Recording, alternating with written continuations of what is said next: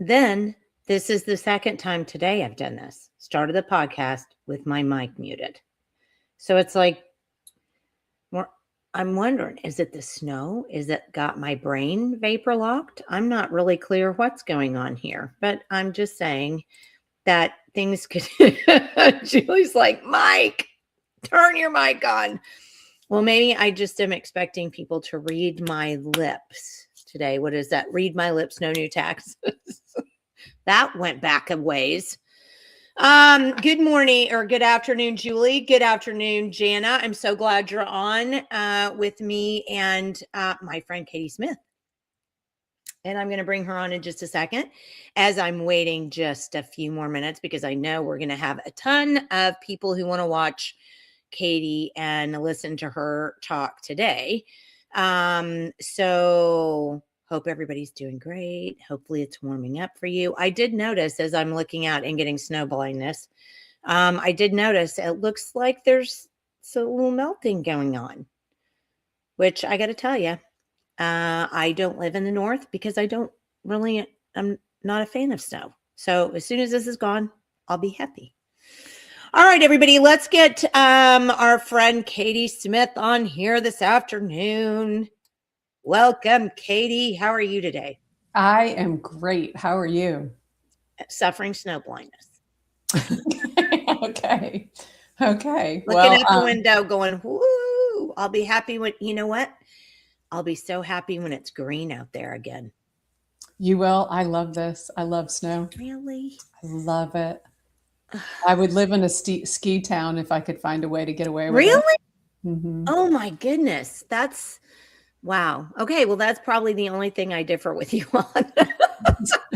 You move there and I'll come visit. How's that? There you go. There you go. Just can't with the snow. So no. Well, I noticed something stranger than even snow in Oklahoma. Yeah. It seems that the media, who was obsessed with education for the last almost 3 years, that covered every state board of ed meeting, that was outside watching the protests of the most progressive in Oklahoma outside of the State Board of Education, they've forgotten how to cover education. They just stopped. Now that's weird, isn't it? It's really strange. Since Ryan Walters and basically parents and voters were pushed away from the State Board of Education table, it seems there are no problems. You know, the other thing that's not happening is No one's clamoring for them to move those meetings to a different location so more people can be involved.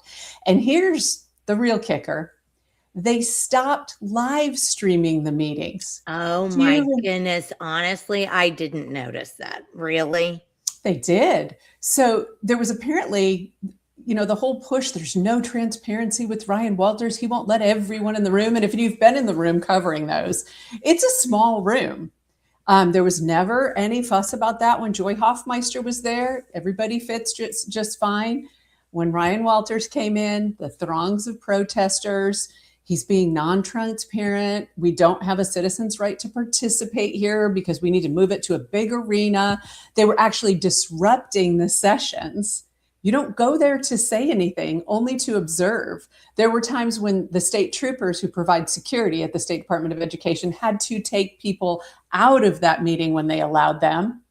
But you could sit at home and you could watch it on the State Department of Education's Facebook live stream. That has ended.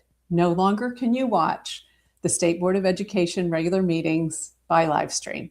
So just as the left is always barking about transparency, it's ridiculousness. They have closed us off completely. You have an interesting look on your face. Well, I mean, it's because it's so ridiculous. I mean, it is, and the media hasn't said a word. I mean, there are some things, and people know this, and certainly if my friend Lisa O'Brien is watching, she knows this. There are certain things I just can't come up with a witty or intelligent answer to because they're so stupid.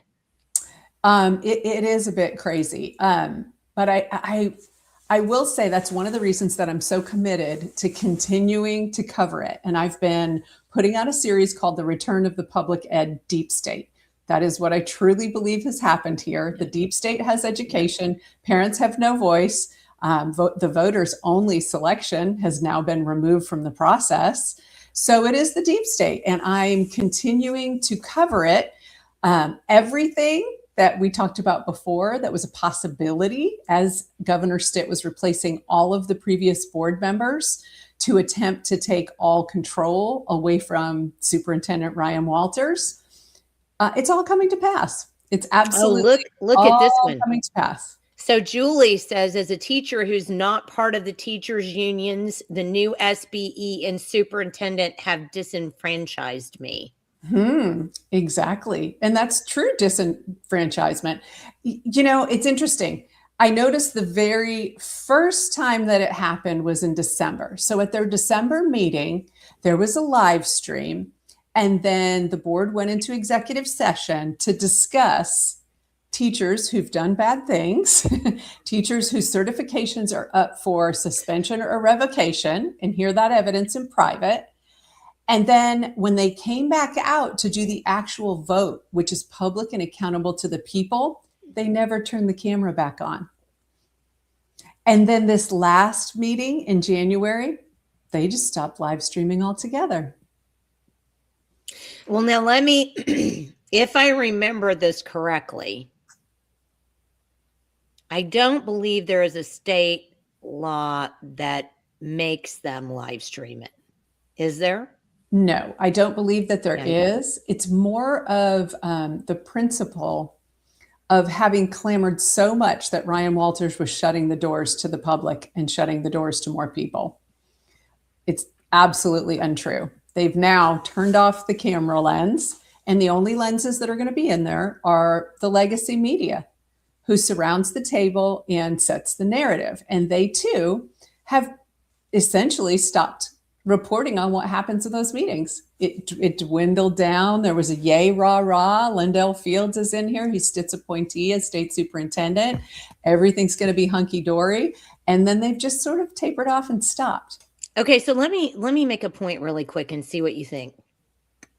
So, there is this push, and there will be this push coming up in 26 in the legislature to make the state superintendent an appointed position. Mm-hmm. So I think it's super important that we point out here very succinctly and specifically that when the elected official was in the room and at the table, there was transparency. There was. When an appointed official came in and was seated at the table, that transparency went away. So there is no transparency like there was with the elected official. Am I incorrect? No, you're correct. And even more frightening, because what does the deep state do behind closed doors is what we all need to know. But more frightening is when the only elected official left the building for good, there's no one that's fighting to keep kids safe in schools. Well, wouldn't you think that the superintendent was supposed to fight to keep kids safe in school? Well, let's talk about that. Let's do a quick recap of sort of where we are in this. Let me see. Okay, add to stage. Here we go. The very first part of this series, Return of Public Ed Deep State, we were talking about who's now at the table and who's been pushed away, and what are the motivators and who's behind those folks. So we talked quite a bit about how workforce development is now at the table, how career tech is now at the table, and how the education unions are at the table through conflicts of interest. And I wrote at length about Michael Tinney, who is the spouse of Ginger Tinney, who runs one of the teachers union, the POE, Professional Oklahoma Educators. And when he was being confirmed, I talked about the risk that he would then be voting to either suspend or save the certifications of teachers accused of wrongdoing, sometimes child sexual abuse against a student, and if they were POE members and if they were defended in that due process by POE attorneys. Well, we're there. It's happened. And don't forget, we did a whole special on that, you and me. We did. And so in the very first installment of this Return of Public Ed Deep State, I went back and I looked at how much coverage. Every one of these is an article about what was going on with the deep state and public education and where things were going wrong, what these legislators were doing, and why in the world would they be trying to stop the process of decertifying often pedophile teachers or teachers who showed gross misconduct. So if you ever have a chance to go back, take a look at that first. This will link you to all of those articles so you can just peruse the headlines and see how it's been so incredibly trackable. And then when Ryan Walters was pushed out, when he resigned, at that very first board meeting, I happened to be sitting in the corner as Dick Lowe, who was one of the architects of pulling together every hack possible to get rid of Ryan Walters, went around and congratulated the board members, some of whom who ginned up some very untrue scandals about pornography back in the executive boardroom, just absolute chaos for the whole time. And you have to remember that Dick Lowe was one of the legislators who put up legislation to undo one of the only bills that we've had passed that actually protects kids more from potential predators in schools. It was Sherry Conley's bill that says teachers can't directly text kids anymore. They have to have a parent on it. And he was actually trying to undo that. So you see, he, along with Ellen Pogemiller, who was a Democrat, and you could see in the room that they were the architects. They were at the back of the room, congratulating themselves, moving around, congratulating board members. And if you know anything about Pogemiller, she came from out of state. She used to work for the OEA, which is the largest teachers union in Oklahoma. She's extremely progressive. You can see Power to the Trans People on her social media page. So these trans people, did they miss an I and it was trains people? Who were trains people? Sorry. So we see the most progressive are behind this, and a lot of them are Republican legislators, who are aligned with it. So that's wait, hold on. Okay. Hold on. Our friend Senator Shane Jett calls them trans Republicans. And that's a pretty good fit. When we looked at like Poge Miller and looked at social media and who she's running around with at these political events, it included two men that were involved with Western Heights. One of them's the drag queen. One of them was former Mr. Gay Oklahoma. That we won't go through that whole scandal, but that was part of our reporting on them hiring the man who hired a drag queen with former child porn charges is hanging out with this woman who's celebrating getting rid of Ryan Walters and any elected representation within public education.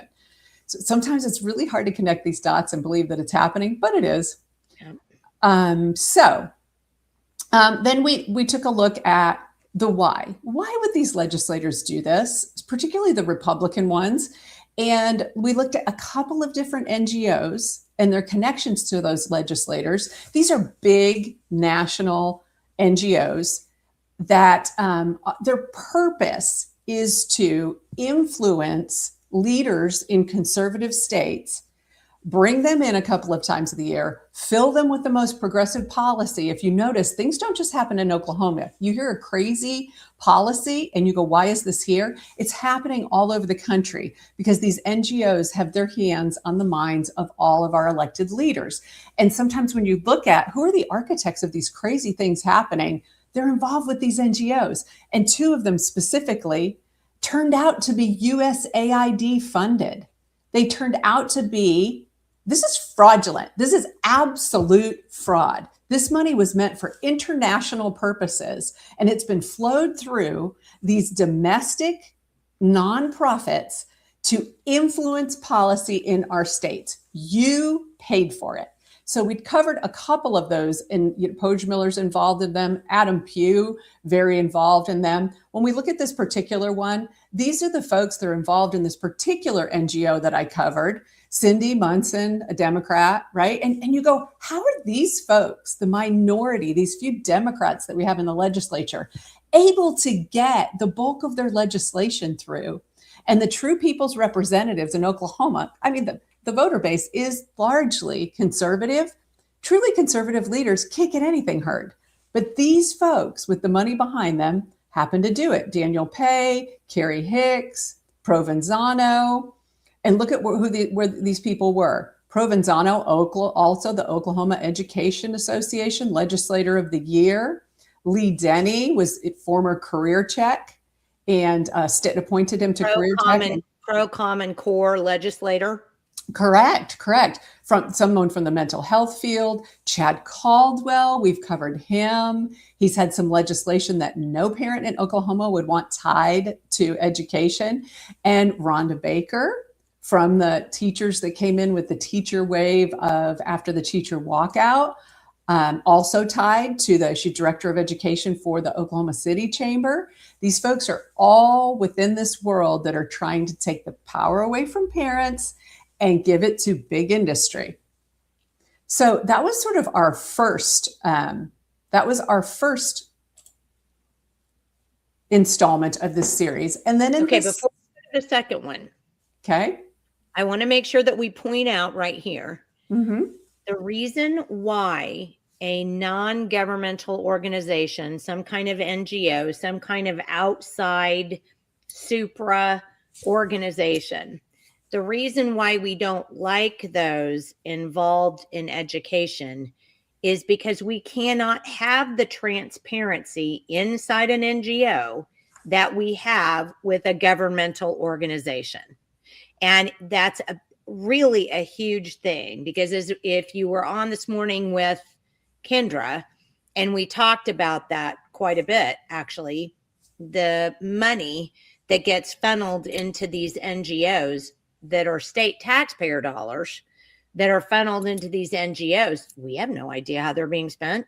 We can't do anything about that. It's an outside supra governmental organization that we have that get our tax dollars, for which we have no way of forcing accountability. And I just think it's important to say that, because if you're a taxpayer, our money is being taken from us by force, whether it's property tax or otherwise. If we don't pay it, we either get our property taken or our freedom taken, or we're fined even more. And that, I mean, it's not ever going to be good if we don't pay our taxes.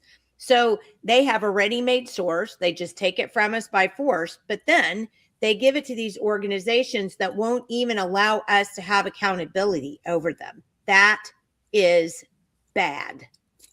Correct. And I think voters assume that the legislation and the laws that are being made in Oklahoma are being crafted specifically to meet the needs of Oklahoma. That is not what's happening. This legislation is being crafted by globalist-minded organizations who are influencing the people that you voted for. They may have actually gotten those people into office. When you start to look at how much of our taxpayer money has been misappropriated through these webs, a lot of it went back through Act Blue, through to campaigns of progressive candidates or those who can be controlled. So we've lost all of our influence, and we're voting for the wrong people because they're playing a role and they're doing the bidding of these organizations once they get into office. Now, Amber Evans has a very good comment here, a very good question. She said, what's the involvement of Governor Stitt and why is Stitt involved? So that's a really good question.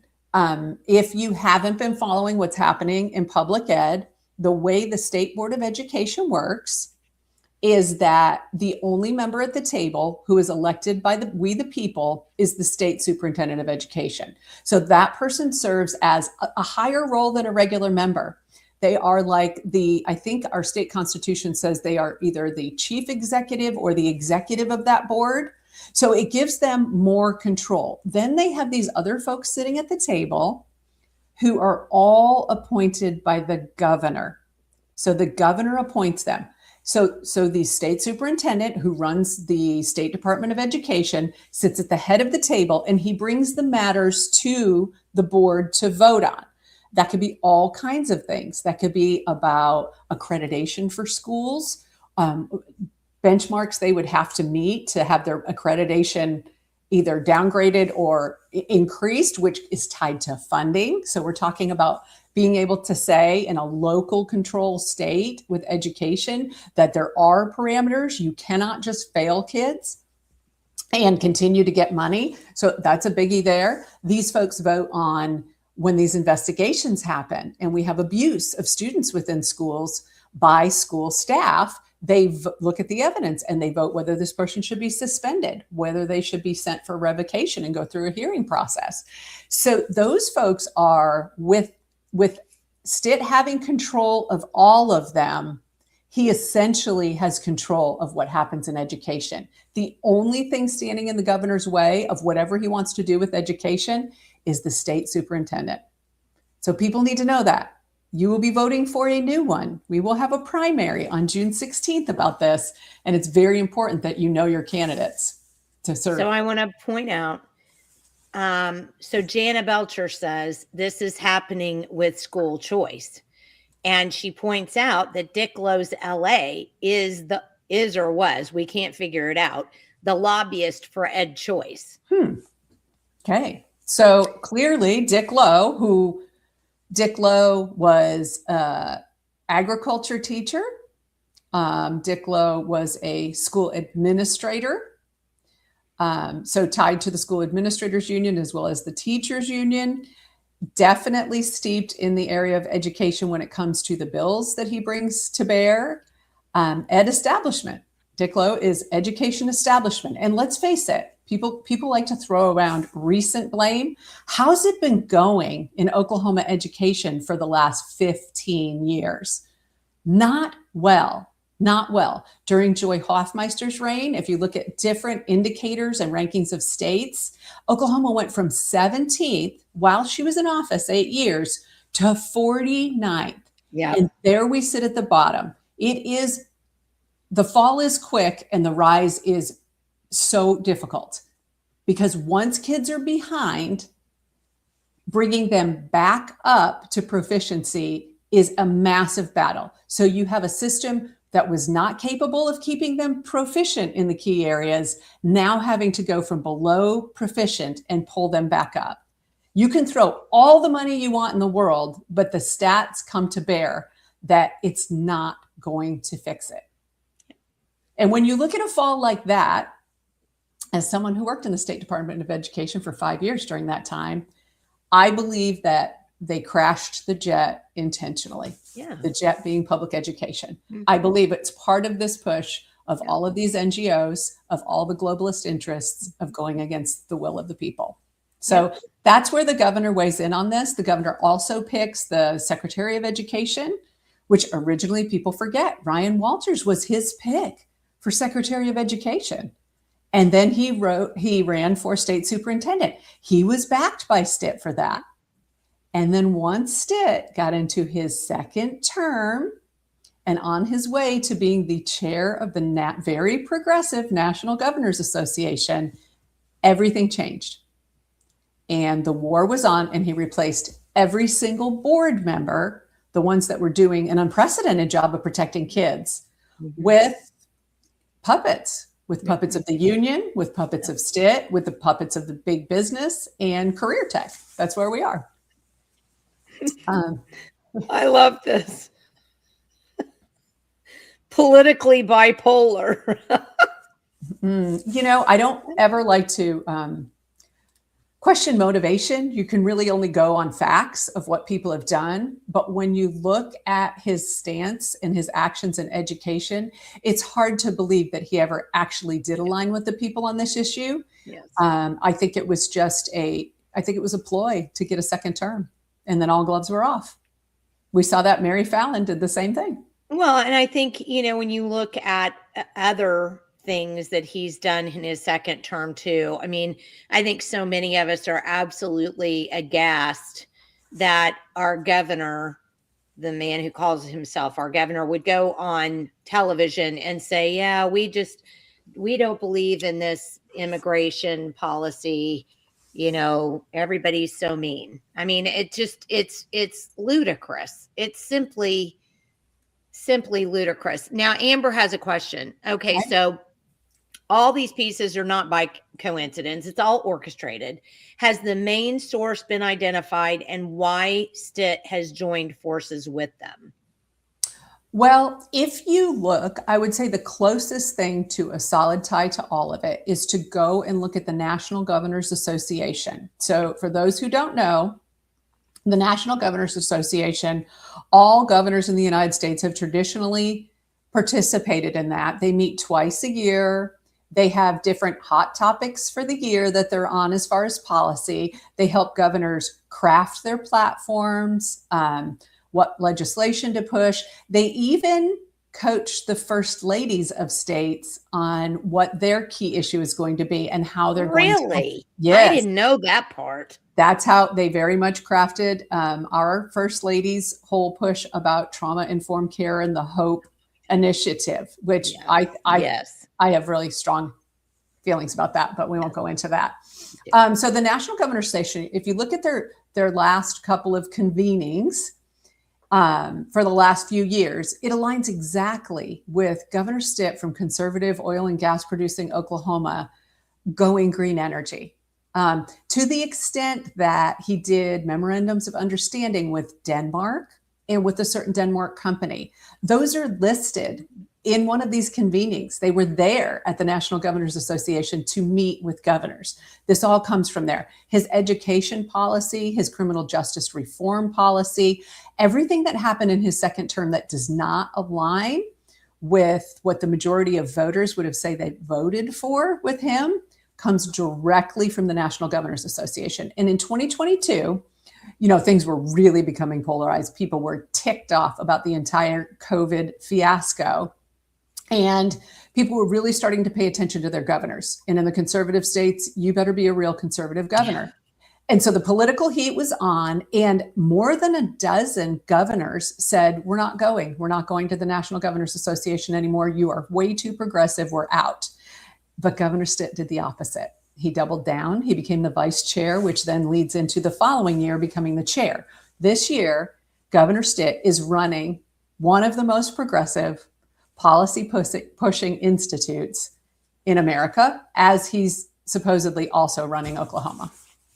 So people really need to go and look there, and it'll all start to fall in place. You'll start to see why he's doing these things to landowners, why he's doing these things about data centers, why he's pushing all of the windmills, everything he's doing in criminal justice, which makes Oklahomans much less safe if you really go look at what's happening behind the scenes, and for sure in education.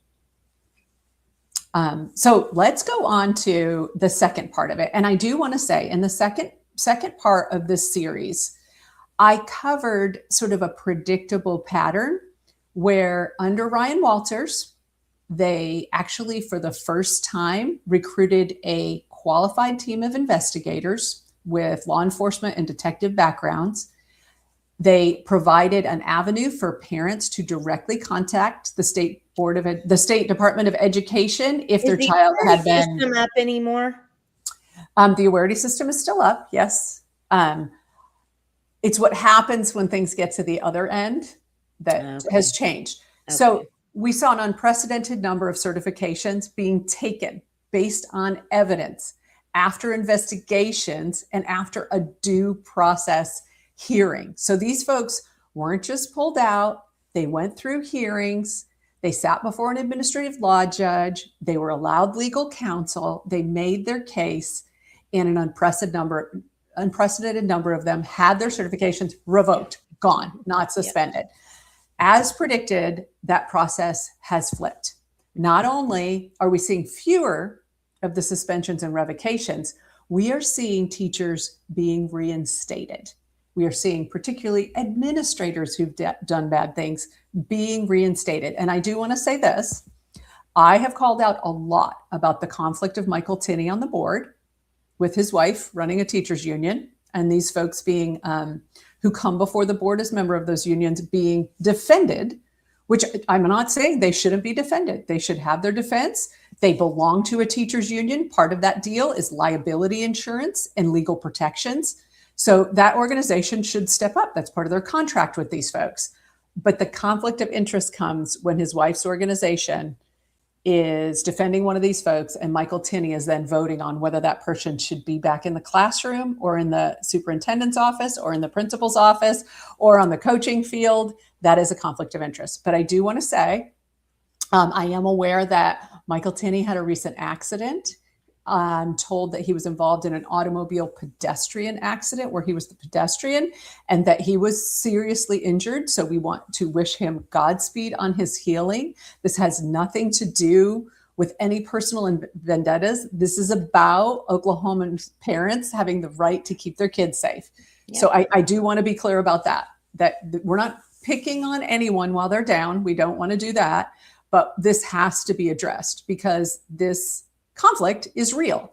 So in this article, we talked a little bit about how you already saw the shift change. Before Ryan Walters even walked out the door, when he resigned, there was a really interesting conversation. It was the last 5 minutes Walters was at the table, and Chris Vandenhen, who's one of Stitt's appointees, and Michael Tinney and Becky Carson all started on this. We want a special meeting because there are folks who've been suspended for a long time and their livelihoods are at risk, and we need to get them back. We need to get their careers back on track, essentially. I'm paraphrasing. You can read the actual quotes in the article. And Ryan Walters did not budge. He said, there's nobody that I'm ready to bring to this board based on evidence. These people have no business in the classroom. I don't care how many emails you get from the unions. I'm not doing it. It was kind of a 5-minute last argument that's worth reading. And then we saw that a member of the POE, who she was an award-winning teacher, she was their character award winner, had her license suspended, and the fight was on. This woman, I asked for documents and things from the State Board of Education. Under the Oklahoma State Department of Education, Superintendent Fields, I specifically contacted him and asked what's going on with this teacher, because she was suddenly up to be reinstated after she had been suspended. Didn't hear anything. And it wasn't till my third installment of the series when I said, they won't fill my open records request and they won't answer my questions, that I suddenly got a contact saying, yes, we will take care of your open records request. And I do now know what happened with that. That has been fulfilled this week. So I do want to say credit, they did fill it, but it seems like we're going to have to call everything out to get some transparency from now until we get a new superintendent. Yeah. But this particular teacher, so that is Michael Tinney's wife, this particular teacher, and by the way, we covered this too. Michael Tinney's daughter works directly for Stitt on his Disagree Better, different PR campaigns. So the family is very surrounding Stitt, which makes the appointment also a little bit of a conflict there. And Stitt was directly involved. This is him directly involved with the Capitol at the POE events, and his son, who's a lobbyist for the POE. But this particular teacher, she was their character award winner. And I can tell you now that I do have the documents. And what happened was that she took this is what the documents say. She took a photo of herself that showed her bare breasts, and she sent it to a group of students. That's what it says in the documents. She sent it to a group of students by text. Okay, so there's a couple things here. Of course, we don't want to be sending that. But even if she had sent something benign, under our law now, you're not supposed to be communicating with a group of students or student without. Not supposed to be. You are prevented from by law. It is illegal. Correct. That's a better way to say it. It is illegal for them to do so. Okay. And then she immediately, it appears that the intent of the photo was to go to her spouse, but it went to this group of students. And then she immediately contacted one of the students individually, which is another broken law, to ask if it had actually gone through to them. So we have a pornographic picture. We have a group of students that you shouldn't even have a group of students with a teacher on your phone ready to go, right? Why is that there? And then we have her immediately contacting a student individually. So we have a lot of laws broken here for our teacher character award winner from the POE. Then she said that her phone was hacked and went to the police to report her phone. And so the phone was hacked and it took a picture of her bare breasts.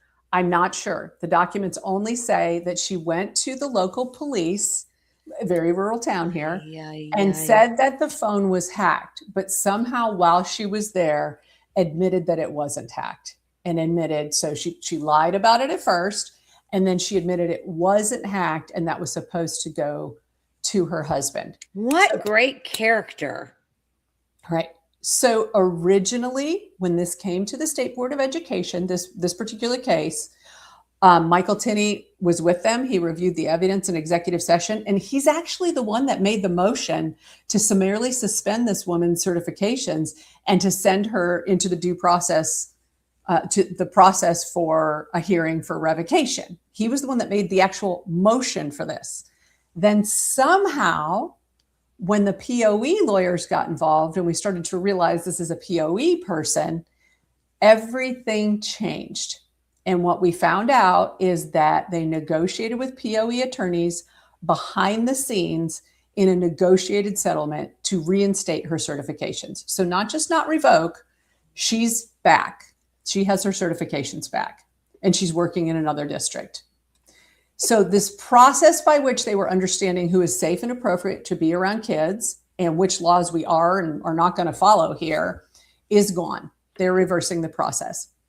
So in talking about that, digging around for some sources, was able to find out about how does this happen, right? We don't negotiate settlements in this. We have a process for this. The accused teacher goes through a process. The board decides is this really a danger issue or is this a misconduct issue? Sometimes it'll be things that happened outside of school and a student wasn't involved, so they may or may not suspend, but then they're sent for the revocation process. They vote to send them to the revocation process, and that all happens as though in a courtroom before an adjudicative law judge.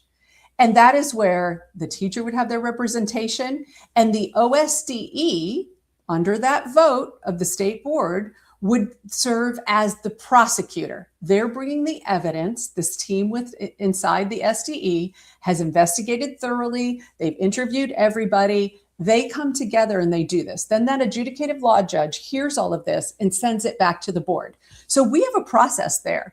There's no negotiated settlement. The information comes back to the board and the board votes. Does this person get to have their certificates, or are they not appropriate? But somehow we've inserted, unless union lawyers are involved, and then we're going to just negotiate something out of this. We're going to slap on the wrist. We're going to put people on probation. And I wanted to find out, how is that happening? That's not even in law. Well, and let me make this point. Isn't sending nudes to kids through electronic devices a federal crime? Oh, yes, it could be. It could definitely be prosecuted as a federal crime. You're right. The local police could have prosecuted it right there. They could have prosecuted her for that. They could have sent it, at least sent to their DA for consideration for prosecution of violating the law that says we don't communicate with teachers without a parent on board. So 2 counts of that. There could have been 3 different counts here that in my thinking, but it just sort of went away. So once the POE lawyers, and I had to look into, how does this happen? What's happening? And my sources were telling me that it involves the Attorney General, which is kind of interesting. If you will all recall, part of the ploy to get rid of Ryan Walters involved one meeting where just hours before the State Board of Education meeting, when the superintendent of Shawnee Schools was on the agenda to be suspended related to the reporting in our Harmful Coaches series and a full investigation by the OSDE investigators. Hours before, Attorney General Drummond stepped in and said, we're taking away the board's attorney. So if you're on a board like this and you're making these decisions, you want your legal representation at the table. I wouldn't be making these decisions without it either.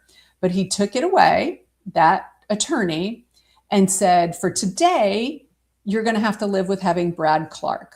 So Brad Clark was the attorney who now works at the Attorney General's office, was counsel for Joy Hoffmeister at the SDE and for the State Board of Education under Joy Hoffmeister.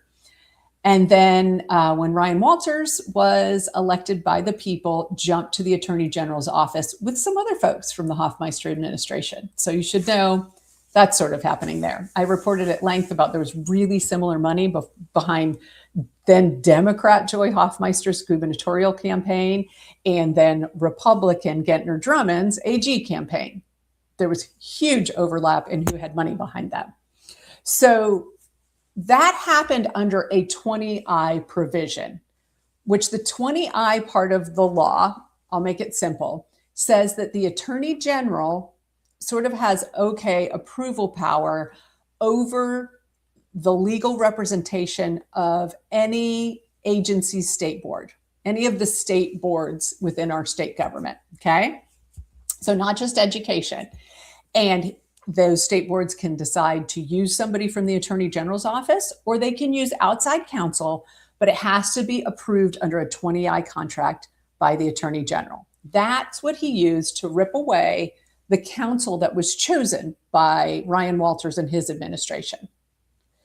And that day, Brad Clark sat down at the table. He did not recuse himself from the Aaron Espolk case. He was the Shawnee superintendent, even though they had both worked at the SDE and Brad Clark had personally interviewed Espolk about allegations of having sexual relationships with multiple students. And they decided not to move forward with an investigation at the time, back in 2020. He was the one who called him in, investigated him. We know this because I published 2 different recorded conversations of Mr. Espel saying that to 2 different people, including one of the victims within the harmful coaching series. So the 20I provision is just supposed to be that. What we found out is the Attorney General is pulling select teacher misconduct cases from the OSTE under 20I. I did the open records request. They finally filled it after I kind of told on them, said they weren't filling my open records requests. And there is this sort of blank 20I contract. It doesn't list the specific cases. It's just sort of this open-ended contract between the State Department of Education and the AG, which is giving him power to pull any of this investigations to him. Here's the problem. The SDE's role in this is essentially as prosecutor. It's not to come in and defend and reinstate these teachers. And the AG has now come in to make these go away in select cases. So now we have, if he's pulled these cases, there's essentially no prosecutor role against these teachers who are accused of misconduct. Okay, so I want to throw up Amber's comment because I think it's germane. So able to hide the process, there needs to be a citizen, nonpartisan counsel involved with these cases, or not a judge making a decision, but a jury. I mean, that makes so much more sense. And there's so many ways you could do that. You could have citizens put their names in a pot, and then you could have a random numbers generator pull them out so there wasn't any question of somebody, being close to this person or not, that kind of thing, mucking around in that. It would be so easy to do. But again, the objective isn't for it to be transparent. It's not supposed to be for parents. It's supposed to be for those who know better than us. It's supposed to be for the people who want to lord it over the peons. What it's supposed to be. It's working the way it's supposed to work. It is supposed to be. And that goes back to what you said about when you hear people like Senator Adam Pugh, who's the chair of the Senate Education Committee, pushing for the governor to also appoint the state superintendent. Yeah. So you would have no one at the table. Not only that, no chance of ever having anyone at the table. And you know who's not at the table with these new appointees of Governor Stitt? Not one parent's advocate. Not one. And there were at the table before. There were some good ones who were looking out for it and considering the wishes of parents and the voice of parents. There's none of it now. Yeah. The other thing that's really scary is a major conflict of interest.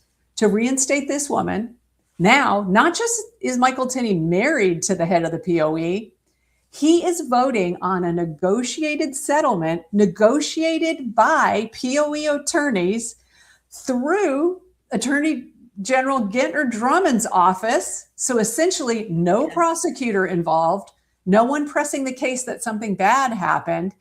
And he's voting on this. And he did not recuse himself. And she was reinstated. So we have huge problems going on in that boardroom. Julia says, what a freaking racket. And Amber makes out a really good point. She said it's the same thing with the AG's office represents the county election boards. And there's, it's just too incestuous. There's no way for regular taxpayers to get in there. And Amy says it's all political. There are huge problems, or yes, there are problems. Incredibly dangerous. And what people have to understand is some of the why behind this. Why? Okay. Why would these people want folks back in school that are dangerous for kids or don't have the judgment or refuse to follow the laws? Yeah. Why would they want that? And you have to understand that the entire model here would collapse if all of these cases actually came out. So if you think about all of the unions, you can go look at their IRS forms, all of the unions, their lifeblood is membership dues. Members and teachers and administrators getting money taken out of their paycheck every single month that goes automatically to whatever their union or unions are, right?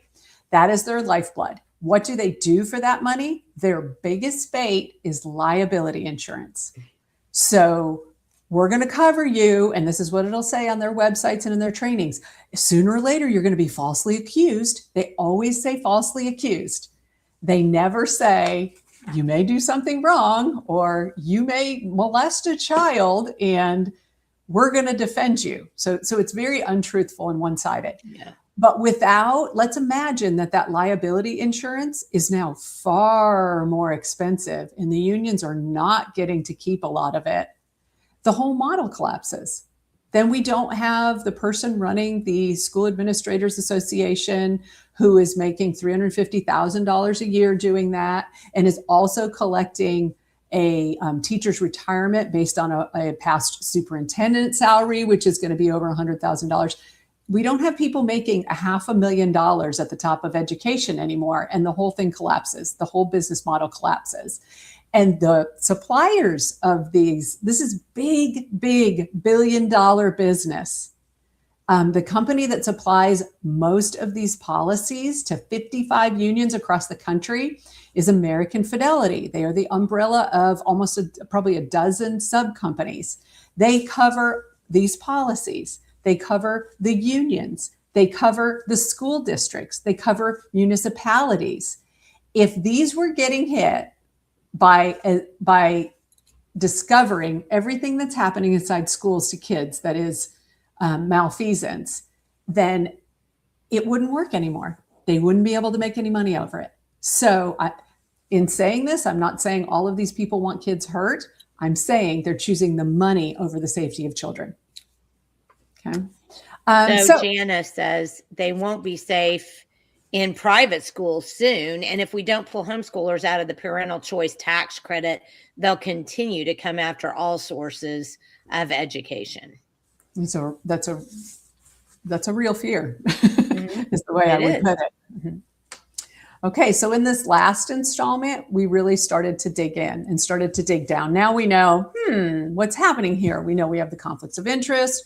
We know voters have no seat at the table, neither do parents. And now we know there's a 20-I contract where the Attorney General is pulling cases at will of folks that for one reason or other, he wants to protect. And we get into some high-level cases. What I was told by the SDE in my open records request is that there's no actual list because it's not attached to the contract, which is how I figured out that the 20-I contract that I have a copy of is open-ended. He can pull whatever he wants, whenever he wants. That's really dangerous. When you have somebody running for governor, what does it take? Does it take a big contribution to the campaign by someone that teacher knows to then get their certifications saved? I mean, there's a lot of ways that this could be corrupted, but there are a little more than a dozen cases that he's pulled so far. And he is basically serving as prosecutor. And we have our second one that has been reinstated. So Kimberly Katy was an assistant superintendent up in Glenpool. And it was pretty big case. She threw for her daughter at her home, I should say. Yeah. A graduation party happened and there were minors consuming alcohol. One child is reported to have been so drunk that he required attention. He was passed out on the lawn. And then another child didn't come home. And there's a 911 call with former Assistant Superintendent Katy and the child's mother, where they are looking for this child. The law enforcement ended up finding him on the side of the road behind the wheel. And he was arrested for driving under the influence, and he was a minor. A parent wrote a letter, an anonymous letter to the school district. It's sad that our parents don't feel like they can come forward about these things, but they can't because the consequences are real. You're getting ready to learn that. to the superintendent, and the superintendent threw it in the round file, didn't do anything with it, said that he didn't think it warranted investigation. The letter indicated this was a pattern that children drank, minors drank at that house as a pattern, and that Miss Katy was aware of it. So this was a really concerned and mad parent about the entire thing. When nothing happened at the district level, then the information made its way to the State Department of Education, and they took it seriously. So Ryan Walters was still at the helm at the time. This is back in 2024. This case has been kicking around a long time.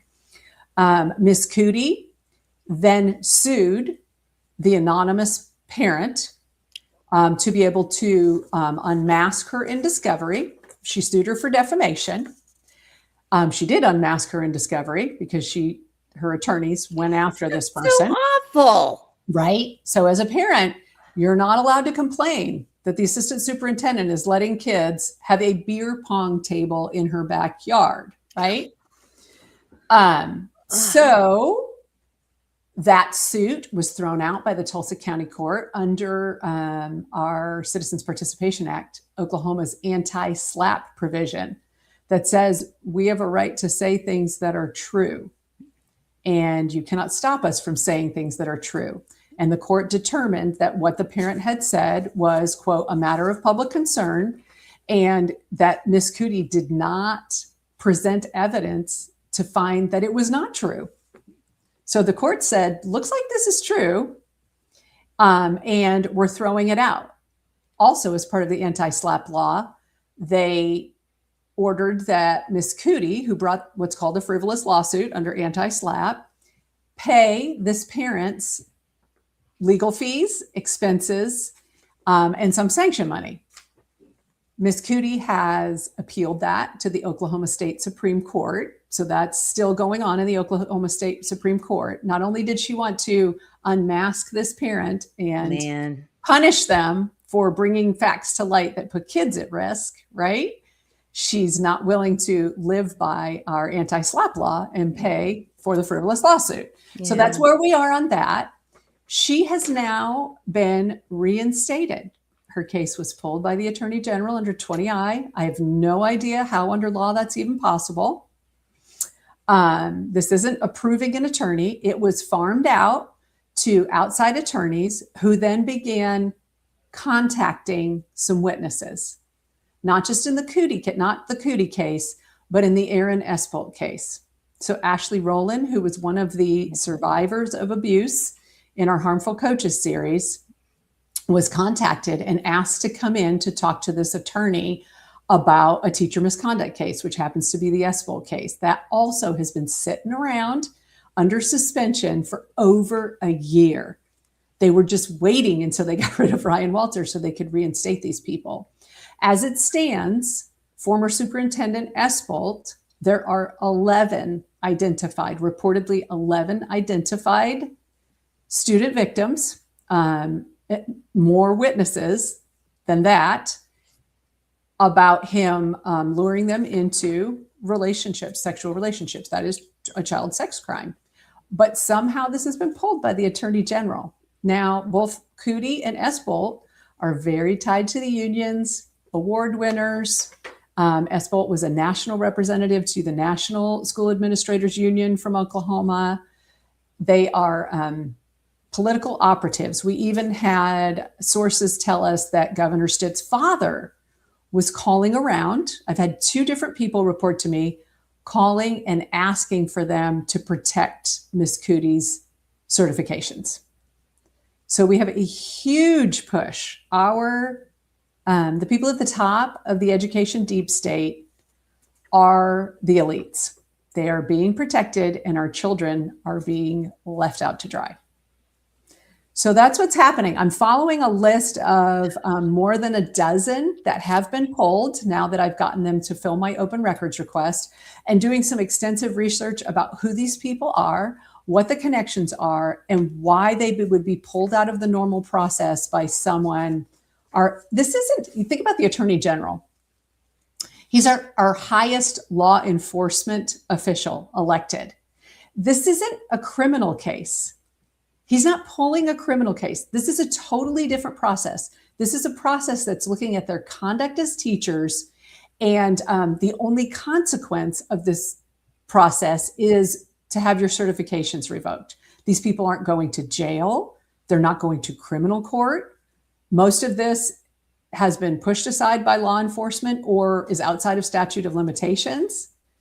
So there's nothing in law that says that he can do this under 20I. He can replace a board's attorney, but he cannot pull a case, play prosecutor, and farm it out to outside counsel to distance himself. Well, Gracie says something, and I think it's important. She says it's amazing how little of this type thing actually goes public while the public's paying for it, essentially. That's I mean, a really it's good just, comment. it's just,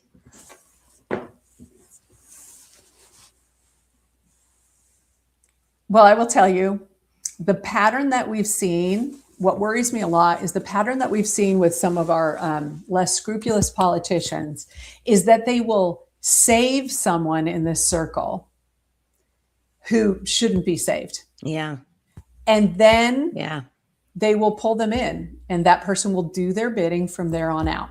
yeah. We actually saw it in the Espol case. So in the Espol case, before he was at Shawnee, he was at Cleveland Public Schools, and there was a big sex scandal. They tried to cover it up. The attorney for Cleveland Public Schools was Brian Drummond, who's a relative of A.G. Gentner Drummond. Yes. And they would not release any specifics on that. So as that is going down, Joy Hoffmeister, who was state superintendent at the time, grabbed Aaron Espol from that scandal and employed him, created a position at the State Department of Education, a high-level position, and pulled him into the SDE, essentially saving his career. Just months later, he then slid into Shawnee as an assistant superintendent, presumably to take the place of April Grace. She was running to be Hoffmeister's successor as state superintendent. But then what happened? We had a child sexual abuse scandal at Shawnee that needed to be covered. A big one. Yes, Ron Arthur, who was the basketball coach. And this is another thing that the media doesn't want to report. He's not even in jail anymore. Oh my gosh, what? No, they haven't even settled the civil suit on this against the school for failing to protect boys from being molested by this basketball coach. Katy, what? He was released last year. He's a registered sex offender. He lives in Edmond. So it was a slap on the wrist. They dropped the two largest charges that involved the actual child sexual abuse, and they decided to prosecute him only on the device. So essentially the sexting law with a minor. And he is already out. I don't know why I like you. I don't know either, but people just really need to understand. This is just all miserable crap. I mean, maybe nobody reports it because it's so horrible. And who wants to really know that this is happening? Right. It's unconscionable that our kids are not being protected, and the people that harm them at the most are getting a slap on the wrist.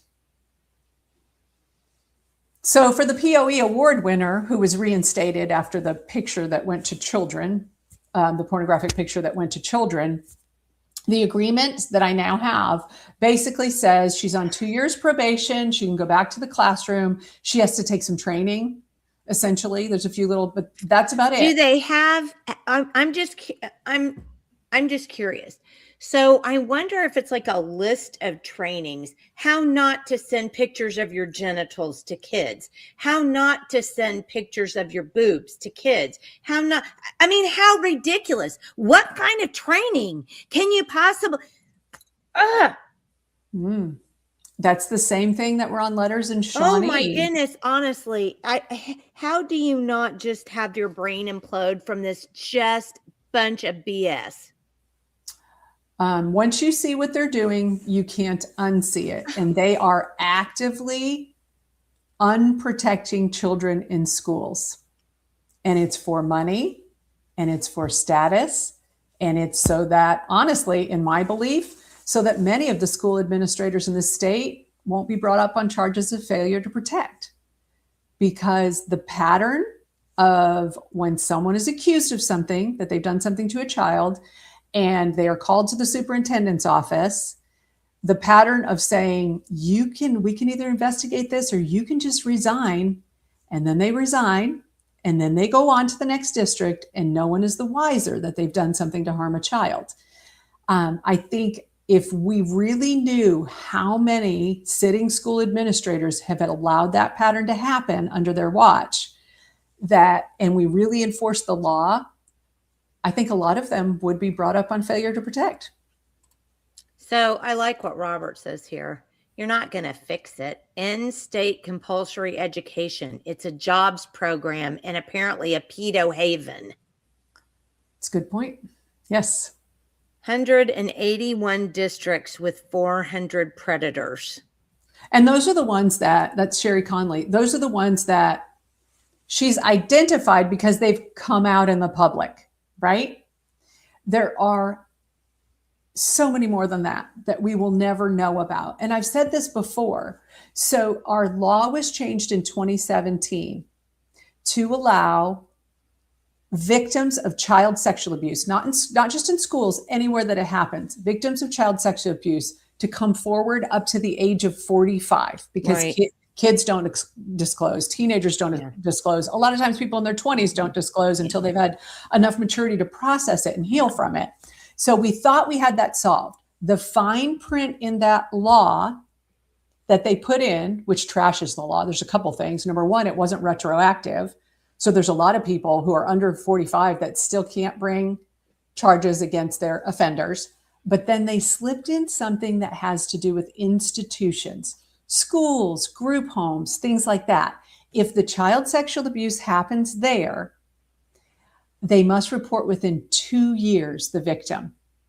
And the latest that can happen is 2 years from majority, 2 years from your 18th birthday. So think 18, 19. You cannot have turned 20 and report. So they're counting on teenagers to report, or you can't come against a school for even a gross pattern of failure to neglect, for failure to protect. Let's say this is like the situation in Shawnee. 3 different superintendents had allegations against this man. They did things like said, read this book. Here's another tough letter written to you. Hey, take this training. There was an ongoing pattern of knowledge of the abuse and failure to protect. Well, unless a child comes forward where they're still a teenager at oldest, they cannot bring those suits against a school under Oklahoma law. Now, imagine if that law, part of that law, was repealed and we really did know how much of this has gone on. Our schools would be bankrupt. The school unions would be bankrupt because of the liability insurance. The insurance company would take a massive hit.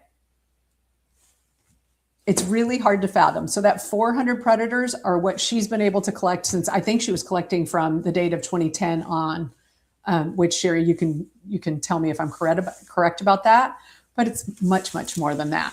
And now there's a pipeline, if there's somebody connected and powerful, to get back in schools after gross misconduct. So not letting go of this, I'm going to research every one of these names. Why have they been pulled?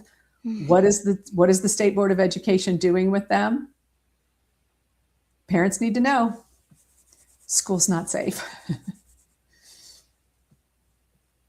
Yes, Since 2010. 2010. Mm-hmm. Most of the 400 predations, I guess, since 2010. Yep. So I expect, since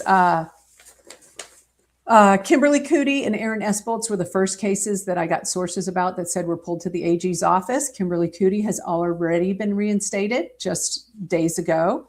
I'm expecting the Espoltz case to come up on the agenda. We'll see if they do now that somebody knows about it. If it does come up on the agenda for reinstatement, or if they're going to move forward with revocation.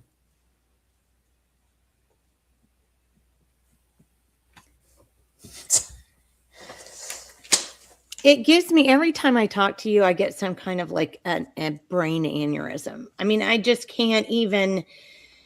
And I was thinking about something when you were talking.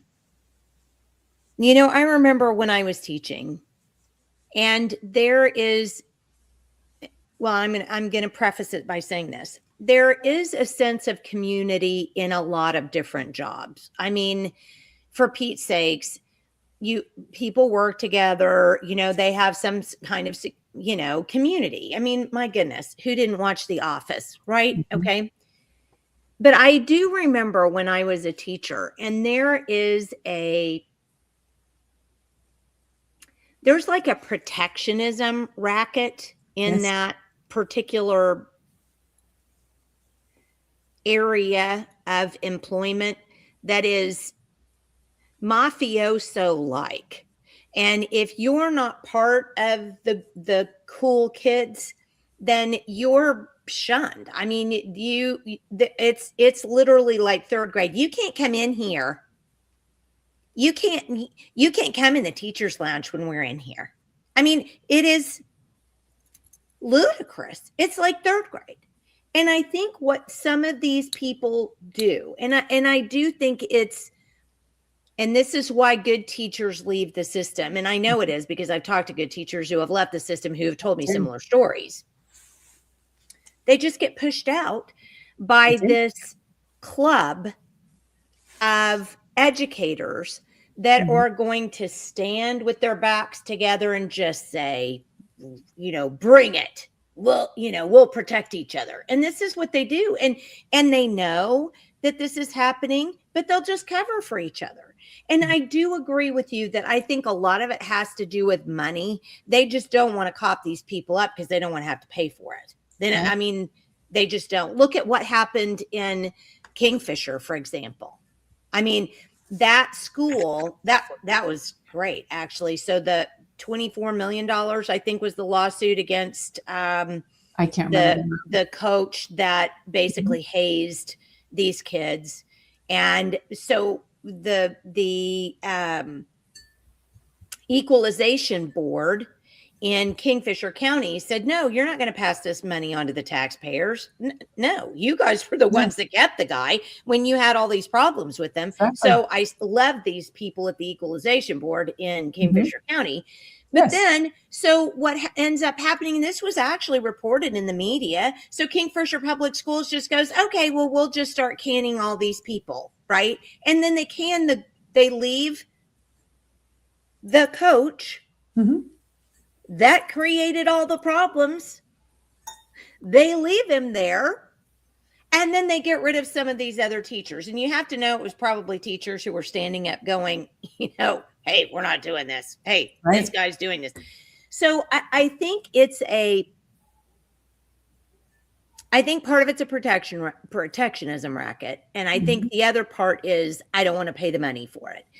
But either way, does it even really matter?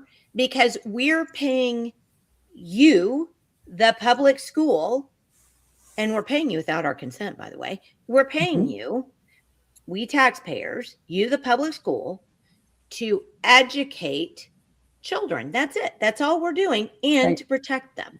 So you must protect them and you must educate them. That's really the two big things you have to do. And you can't even do that. No, they don't seem to be able to do that. And I will say, you see a lot of these pushes. It's propaganda within what one teacher told me was the cult of education. Cult of education. Yes. And it is, she described that you're either all in or you're all out. And she said that they all have on their social media, I support public ed, and on the bumpers of their car, I support public ed. Yep. Well, it's this false attempt to simplify a very complicated set of issues. I support safe and effective public education. I do not support all public education, but they don't seem to be able to do that. And we're not allowed to have the conversation. You're either all in and you don't say anything critical about anyone in public education or your school, or you're on the outside. And then That's 100% correct. we look at the Katy case, and this woman, every parent should have been screaming that there are drinking parties wherever they are because these kids are very unsafe. Now, if she had told on the cool mom who wasn't involved in education, would she be in court? No, she wouldn't be. But she told on the assistant vice principal or superintendent and said, this has got to stop. You should read the letter. The letter's very strongly worded, and it smacks of concern for children. But what happened to her? Well, they knew she didn't have the resources, so they slapped her with the suit. They unmasked her. They put her through all this panic and stress when she was just trying to keep kids safe. So if you're on the outside, not only do you not get to be on the inside, they will attack you if you criticize them. So it's serious. I said this a long time ago when I was at the State Department of Education. The first time that I went out in the field, I got recruited over because nobody wanted to work with families there. And there was a big chunk of money where you work with families. And I loved doing that when I was with child welfare, working with families. I loved it. And the first thing I said when I came back from my first field visit, and my supervisor was like, what did you think? What did you think? And I told her, schools are at war with parents. That's what I just found out. In my first visit, everything they were saying, it's the parents, it's the parents. Well, we can't do that because the parents don't do this. Everything that I heard was about how it's the parents' fault, and none of our failures can be improved in any way inside school. So I want to read what Sherry said here. Sherry said, this is beyond comprehension, and even further beyond comprehension that many of the teachers are not believing it, nor willing to acknowledge it. I have had a few whistleblowers reach out to me about reports they've made. We need more teachers reporting these cases to Katy, me, or another outlet, so we can be the ones to expose it in a very public manner. But then Julia says what everybody's thinking. They don't seem to be interested in doing that. And then Robert says, it's just human nature to support fraternity over principles. It's a very lonely position to be in it, calling out your own. And then Sherry says, and standing up for, and this is a big one. This is a big one because I agree with Sherry Conley, 150,000 million %. And standing up for the safety of children makes you anti-public education. Every time. Every time they use it. You're anti-public education. Yep. Yes. So well, if you're in a couple of things about what we can do. We have an election coming up for state superintendent and governor. And now we have a governor's candidate who is putting people back in classrooms after misconduct. So think about that. But state superintendent, there are more people entering this race from what I understand. Vet those candidates very seriously. I will be too. And we need to get the right person in there. It's really difficult when you look at how the establishment has attacked someone who was voted in by the people to change things. Yeah, it's just so it's a tough job. I call it the toughest job in the state if you really are in it to serve parents and students and to keep kids safe. It's a tough job. So be thinking about that race. But then also in the governor's race, what does this mean? If this person, there's no going over the AG's head on anything here. What does it mean when he has even more power? That's a little frightening. And then on the other hand, the other front runner is Charles McCall. And Charles McCall is actively right now, again, entering grand jury petitions to make sure we don't look into how kids are getting hurt by DHS in the court system there. Yeah. So there's just a wave of people at the top here that don't seem to care if kids are safe in a lot of our spaces.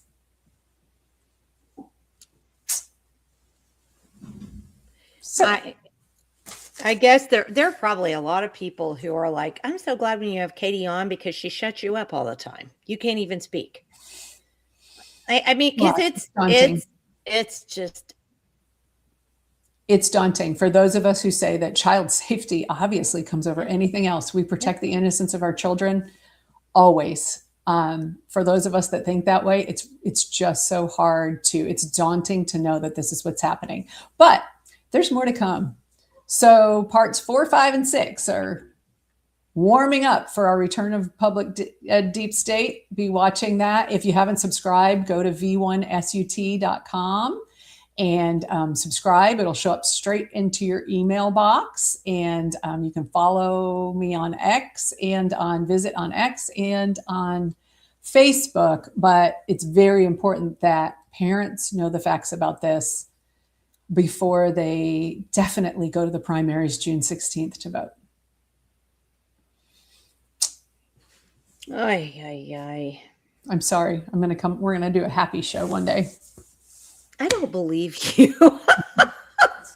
I have no trust. I have no trust in that. We'll do a celebration after some election. Well, that honestly, I mean, we do have that, but it's true. Mm-hmm. We have to. You know, when we first started rope, million years ago now, it was reclaim Oklahoma public education, because we just felt like, you know, parents had gotten out of it, you know, and taxpayers were being shut out, and we just really, you know, needed to get it back. Right. And so one of the first things that we did as an organization was we started sponsoring candidate forums for school boards, because, I mean, we knew immediately how important those jobs were. And it was shot. I mean, the first school board, we did like a town hall for a school board and had all the candidates come. And it was very well attended. I mean, that was before we had a YouTube channel. And actually that was really before, think about it, that was 2010, 11, mm-hmm. you know, before we had a lot of this social media stuff. And, you know, we just advertised it, and I don't even remember how we did it, but we got a whole bunch of people to come to that town hall. And I mean, it was really a pretty successful town hall. But then in the end, they elected the people that are still there today that have not rectified one dang problem that they were brought in to solve in the first place. And literally, I think two of them, Leanne Coleman and somebody else, are still there sitting on that board doing nothing for parents, kowtowing to the superintendent. It's I don't know how much more frustrating. I mean, that's part of the reason why we just changed it to the rope report and just decided, you know, hey, we're just going to expose some of this stuff, because parents don't even want to care. I mean, I think a lot of times they don't know. And I think, you know, people are shocked when you start to talk about how things are really happening behind the scenes in education. I think if more parents understood what was happening here, and that it doesn't even matter if someone is caught harming your child, they might be right back in the classroom and you might be persecuted for it. I think they would be more likely to jump up and take those local school board seats away. It's so incredibly important. Do you know, in a lot of these big lawsuits that have happened against districts for failing to protect kids, the school board at the time these things were going on and being reported didn't even know about them. So the superintendent's not even bringing these things to the school board. No, seriously? Yes. So having people on local school boards who are saying, not just yes, man, to whoever the superintendent is, but saying every time, have you reported every single report of misconduct or concern to this board this month? I've never heard that. Says they're not even willing to share the reports when you put them out there. Correct. So it is such an important position, and one go-getter in a town who could get on there just to say that I, as a school board member, have a right to see every single report of concern about any employee of this district for the month, that we really could be making progress on this. You know what would be a good thing, because Jana said James Taylor, because James Taylor's a long time friend of mine who just jumped in just recently. I didn't know anything about it. I need to try to get some of these candidates on. It would be nice to see if we could do a state superintendent forum like we did last time. I don't know. We'll have to see what we could do. Well, the deadline's not here, and I'm hearing that there are more to come in the Yeah. state superintendent race. You know what would be nice, actually, Katie, is if you could do some kind of like write up the candidates, write up, not interview them. I mean, we can interview them, but if you would write up something, I mean, maybe there's stuff out there they're not willing to say in an interview. You know what I mean? I mean, because that's a trick, isn't it? With so many candidates, it's just really easy to place sin of omission, right? You know what I mean? Mm-hmm. Are you talking about journalists vetting political candidates? What? You're the only journalist I know, Katie, so let's not get crazy here. Oh, but yeah, real? I mean, yes, they do need to be vetted. They need to be vetted well. Yep. Because I do think if we could do that, I saw someone else make a comment with a warning about one of the candidates. That's a brand new candidate in the comments. So where said something go up about Comanche County. Hold on. Oh, here you go. Do not vote for the superintendent candidate out of Comanche County who is currently Representative Tony Hasselbeck. Amber, yeah, I would like to know more. Yeah, isn't that odd though that Tony Hasselbeck is running against Pugh? It just seems a little odd to me, but yes, Tony Hasselbeck is in no way. I think we can. I could be wrong, but wasn't Tony Hasselbeck a Democrat at one point? I honestly don't know, but I do think that it would be easy to find out where she stands on the people's audit. Mm-hmm. So yes. I think that would be an important thing to do. Embedding, and we have a couple of great, I mean, with the 2A people and with Jason Murphy, we have some amazing tools that have vetted voting. And yep. So yeah, that's a good one. I will thank you, Amber. I'll be looking at that. Yeah. And I do think if we would kind of work together on, she says, no, not odd. So yes, let's do that. I'm going to have to jump off here, but I will say look for more of the series, and we still have some time before the filing deadline for candidates. So let's do that when we finally have the we should roster. Yeah, because I think that the filing deadline isn't until May, is it? April. April. Okay. All right. April, but we could definitely start to vet the ones we know about now. No, for sure. Oh, absolutely, for sure. And again, I think maybe, we'll see if we can't, maybe Michael and I could put together some kind of an absolute candidate forum, and then, we could have you come too. So, great. I mean, we'll see. I appreciate it. And thanks to your audience for listening and being informed about what actually is happening, even though the cameras have been turned off at the State Board of Education. Yeah, bad deal. Katie, always good to see you, and we'll see you again next month. Great. Unless something crazy happens, and then always to come to us, and you've got our airwaves. Thank you so much. Appreciate it. All right, Katie. See you later. Take care. Bye-bye. Always a wonderful time to have Katie on. I wish I didn't always get so just tongue-tied. I don't like, and then I stutter. It's like I get stutter. And I do think that is part of the thing, Hard Knock Farms. I do think part of doing that would really be to get people to understand who to vote for. So let's look forward to that. So Katie, maybe doing after we get everybody in and we get all the candidates that we know are running out there. I think it would be great then for Katie to do that. And then, Michael and I will see if we can't put something together, which would be, a way to vet the candidates in person. So thank you guys for being with us this afternoon. I know it was, for those of you who have been on twice today, it's, thank you for tuning in twice. Sherry says, cameras have been turned off. That doesn't mean they're no longer being live streamed on Facebook. Interesting.